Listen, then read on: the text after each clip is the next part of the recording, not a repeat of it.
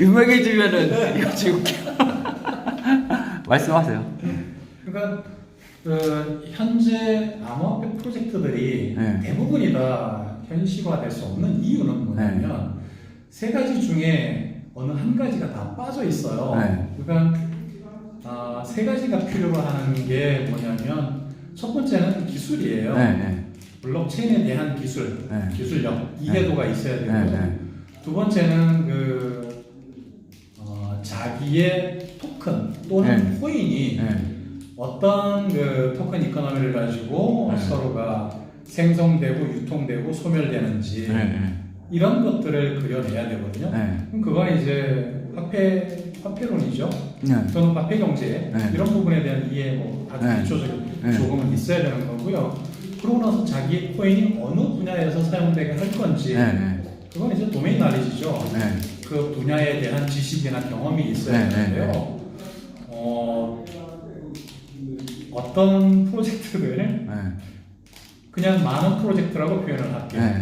많은 프로젝트들이 만나서 이야기를 해보면 실제로 그 분야에 대해서 본인의 깊은 경험이 있거나 지식이 있거나 그렇지 않아요.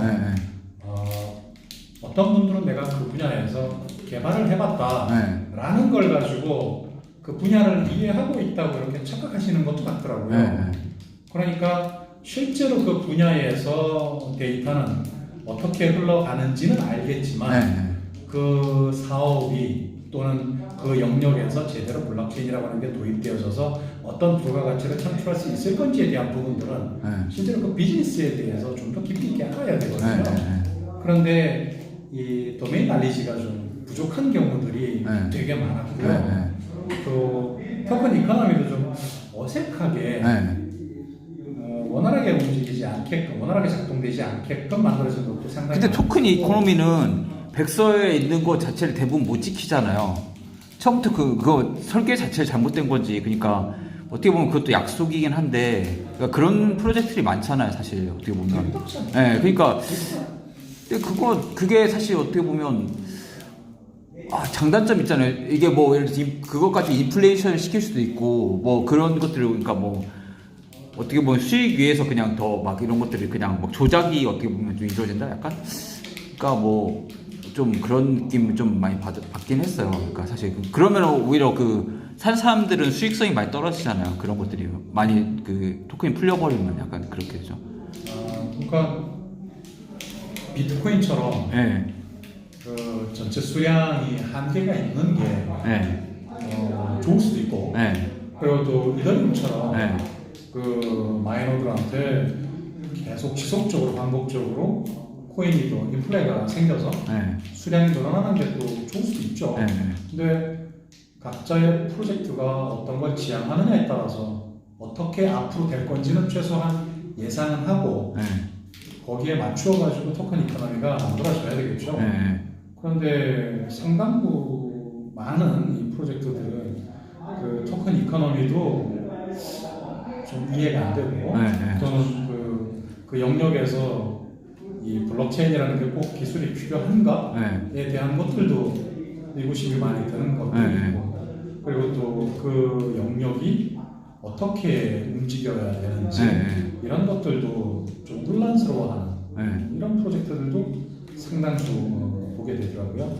그러니까 총체적인 난국이 되죠. 그런데 제대로 된 프로젝트들 그러면 어떤 게 있느냐? 그럼 단적으로 이야기할 수 있는 건 비트코인은 정말 제대로 잘 된 프로젝트예요. 그러니까 비트코인은 그 자체로 자기의 역할이 그냥 기술적으로는 거래 기록일 뿐이죠. 거래 기록이고 거래 기록에 참여해서 해시파워를 제공하는 쪽에다가는 일정한 보상, 시기별로 맞추어진 보상이 제공되어지고 그러면 그게 실제로 활용되어지는 도메인은 국제 송금일 때 아주 좋죠. 국가 간의 기존의 스위프트 방을 이용하면 짧으면 한 3일, 조금 길면 10일도 걸리는, 20일도 걸리는 이런 송금 프로세스가 또 수수료도 워낙 많이 들어가고요. 그런데 그 송금이 비트코인을 이용하게 되면 길면 30분, 1시간쯤 그 안에 끝나고요. 그리고 송금 수수료도 지금 오늘 기준으로 보면 한 2, 3천 원 정도만 네. 수수료로 제공을 해주면 그러면 안전하게 송금이 된단 말이죠. 그러면 그 해당하는 영역에서 제대로 된 안전한 이 기술, 확실한 기술과 또 적절하게 만들어진 토큰 이코노미, 거기다가 송금이라고 하는 거래라고 하는 그 분야에서 제대로 자기 역할을 잘 하죠. 그런데 아주 뭐랄까요, 반대쪽이라고 할까요? 좀 안 좋은 사례로 좀 설명드릴 수 있는 부분이 포인트 분야를 좀 한번 해볼 수 있을 것 같아요. 그러니까 가령 저 뭔지 어떤 프로젝트인지 알겠어요, 사실. 가령 이제 해외에 여러 항공사를 이용해서 내가 여행을 한다고 하면 비즈니스맨들은 특히나 좀 많죠. 이럴 때는 다양한 항공사를 이용하기 때문에 그 마일리지들이 다 흩어져요. 그러면 소형 항공사들 단거리 이용하느라고 뭐 우리가 그 대륙간에 이용할 때는 국적기를 이용해서 아시아나 카를 이용해서 간다고 하더라도 뭐 가령 미국 안에서 여행을 할 때는 아시아나 칼이 다양한 노선을 가지고 있지 않으니까 그 로컬에서 항공편을 이용하죠. 그러면 그 짧은 거리 이용할 때 그것도 다 마일리지들인데 그걸 우리는 모으기는 어렵잖아요. 그러면 그걸 토큰화해서 개인들이 좀 더 잘 활용할 수 있게끔 지원할 수 있다. 그런 걸 프로젝트로 만들어 보면 어떤가. 그래서 실제 그 해외에서 만들어진 프로젝트를 이야기를 들었어요. 조금 전에 들어봤는데 그런 프로젝트는 좀 잘 봐야 되는 게 현실화되는 게 만만치 않아요. 이유는 뭐냐면 개인 입장에서는 흩어져 있는 마일리지들을 다 공용의 화폐로 바꾸어서 모아서 내가 한 번에 다 이용할 수 있다고 하면 버려지는 포인트 없이 버려지는 마일리지가 없이 다 이용할 수 있다면 개인 입장에서는 매우 좋습니다. 그런데 그걸 제공해 줘야 되는 상대방 항공사 입장에서는 만약에 그 포인트가 마일리지가 아예 그냥 사라지거나 아니면 자기 고객으로 다시 이용이 그래서 매출이 증가되는 역할을 해준다고 하면 좋죠. 쉽게 커피 10잔을 마시면 우리 집에 와서 마셨을 때는 커피 한 잔을 내가 줄 의향이 있어요.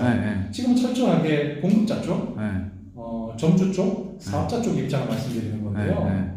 수요자는 내가 스타벅스에서 커피를 마셨던 커피빈에서 도장을 2개를 받았던 합쳐가지고 어디가 있을까요? 이디야 커피라고 할까요? 그런 곳에 가서 내가 커피를 마실 수 있으면 좋죠.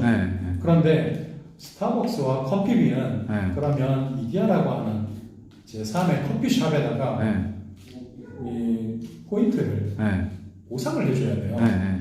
그러면 스타벅스가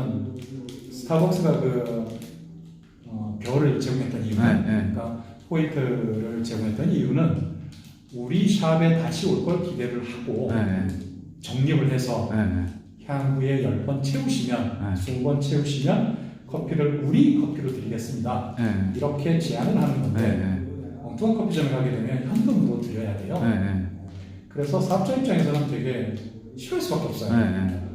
소형 항공사가 우리 항공기를 추가로 또 이용해주면 그러면 고맙지만 내가 그러면 뭐 10,000마일, 30,000마일 이용했을 때까지 우리 로컬 이용할 수 있게끔 무료로 티켓을 제공해주겠습니다라고 제안을 하지만 한 1,000마일이 있는데 이 1,000마일을 아시아나를 이용을 해버리면 그러면은 그 소형 항공사는 아시아나 쪽에다가 1,000마일에 해당하는 돈을 보상을 줘야 되는 거죠. 순이익에서 마이너스가 생기죠. 아까 커피점으로 잠깐 돌아가서 예를 들어서 설명을 해보자고 하면 그럼 스타벅스 점주는 내가 지금까지 방문 5번을 방문한 고객한테 가령 별 5개, 도장을 5개 찍어줬습니다. 스탬프를. 그랬는데 이 스탬프를 다른 이디야 커피 쪽에다가 넘겨줄 때 포인트를 주지 않고 만약에 5번을 그 고객이 더 왔고 그래서 10번을 채워서 커피를 준다 하면 그러면 그 점주는 커피 원두, 그다음에 공간, 뭐 전기, 뭐 이렇게 해서 사실 소모가 되는 건 10잔의 매출을 올렸을 때 원가 기준으로 한 1,000원 정도를 고객한테 제공하면 되는 거죠. 그런데 저쪽 한 5번쯤 오신 이 고객이 그 별 전기판 5개를 이디야 커피로 가신다고 하면 5개에 해당하는 뭐 가령 한 300원씩 계산을 하고 그래서 한 1,500원을 이디야 커피로 주게 되면 그러면 스타벅스 점주는 엄청난 손실이 생기죠. 잠재 매출도 없어지게 되는 거고요. 그래서 사업자 입장에서 보면 제공 그 포인트나 마일리지를 제공해야 되는 사업자 입장에서 보면 그러면 안 하고 싶은 딜이거든요. 그러니까 이걸 사라지는 마일리지를 다 통합해서 어디서든 사용할 수 있게끔 우리가 만들어 드릴게요. 이런 프로젝트들은 실현되기가 어렵다고 봐야 되죠. 저도 그 녹색 막혀 있는 그 한 어치가 떠오르네요. 그 원모 포인트라고 되어 있는. 뭐 아마도 회원수 많은 데 있잖아요. 어딘지 아시죠? 아마도 그 각각의 프로젝트들이 나름대로 고민은 할 건데 그 고민이 참여해야 되는 참여자, 소비자, 수요자도 있지만 제공해야 되는 공급자, 사업자도 있거든요. 어느 한쪽에 일방만의 이익을 위하게 되면 그러면 에코시스템이 만들어지지 않죠. 생태계가 만들어지지 않죠. 그러니까 모두가 다 그 안에서 득을 얻을 수, 이익이 있어야만 생태계가 구성이 되는 거죠. 그 페이스닥이 그 사용자나 점주 그리고 거래소 자체가 다 이익을 볼 수 있는 시스템이잖아요. 그거에 대해서 한번 얘기를 한번 해주세요. 그러면. 그러니까 개인들은 크립토 홀더는 지금 대부분 다 뭐 99.9% 거래소에 다 소속되어 있죠. 그런데 개인들이 현금이나 뭐 신용카드 결제할 수 있습니다. 그런데 경우에 따라서 내가 지금 암호화폐를 가지고 있다고 하면 결제 수단으로 암호화폐를 이용하고 싶죠. 그것도 또한 결제 방법으로 하나를 만들어준다고 하면 효용이 증가하게 되겠죠. 그러면 이쪽 사업자, 점주 쪽에서 바라보면 많은 고객들이 어떤 지불 수단을 가지고 오건 상관없이 고객들의 니즈를 다 수용할 수 있는 게 좋죠. 내가 커피를 판매하고 현금 있는 분한테만 팔기보다 신용카드를 가지고 오는 분들한테도 내가 팔 수 있다고 하면 그러면 더 많은 고객을 수용할 수 있죠. 암호화폐로 결제하는 고객도 내가 수용할 수 있다고 하면 점주 입장에서도 더 많은 잠재 매출을 기대할 수 있습니다. 그런데 문제는 암호화폐가 가격의 변동성 때문에 이 점주는 현재는 올라간다고 하는 보장을 누군가가 해주지 않는 한은 암호화폐를 하기가 어려워요. 그래서 현금으로 결제되어 주는 것 이게 필수적입니다. 그리고 개인 입장에서는 내가 추가적인 부담을 하는 게 없어야 되죠. 그러면서도 시간이 오래 걸려서 내가 3초 만에 금방 결제하고 나와야 되는데 내가 서 있어야 되는 이런 불합리함 이런 것도 당연히 없어야죠. 그러고 모든 불합리함은 없고 이익이 있을 때 그럴 때 한 번씩 시도가 되어지겠죠. 그러니까 지금 기존에 있었던 그 크립토 페이먼트들은 각각의 단점을 해결하지 못한 상태에서 시도를 했거나 또는 크게 제가 문제점을 지적하는 세 가지 시간의 문제, 비용의 문제, 결제 수수료가 높은 개인들이 부담해야 되는 이 수수료의 문제, 그 다음에 점주가 부담해야 되는 이 가격 하락의 회피 이런 세 가지의 문제뿐만 아니라 이용자가 별도의 코인의 구입, 매매, 거래를 통해서 결제로 진입해야 되는 이런 또 엄청난 불편을 앞에다가 두는 이런 프로젝트들도 또 한 번이 아니죠. 여러 개 프로젝트들이 있었는데 그러면 안 되죠. 그래서 개인들은 자기가 아주 쉽고 편리하게 그리고 즉시적으로 즉각적으로 결제를 이용할 수 있어야 되고 점주는 가격 하락에 대한 이런 두려움 없이 그대로 내가 현금을 받을 수 있는 이런 상태가 되는 게 적절하죠. 그러면 그걸 해줄 수 있는 현재 상태에서는 저희가 바라보기에는 거래소가 결제, 암호화폐 결제 허브가 되어야 된다는 게 저희의 생각입니다. 그러면 기존에 있었던 문제들은 다 해결할 수 있어요. 개인들도 오래 기다려야 될 필요 없고요. 그리고 수수료가 많이 발생하는 것도 아니고요. 그리고 또 정주 입장에서도 그대로 현금을 수용할 수 있죠. 받을 수 있죠. 그게 가능해지는 이유는 현재 암호화폐 거래소들은 블락에다가 기록하지 않거든요.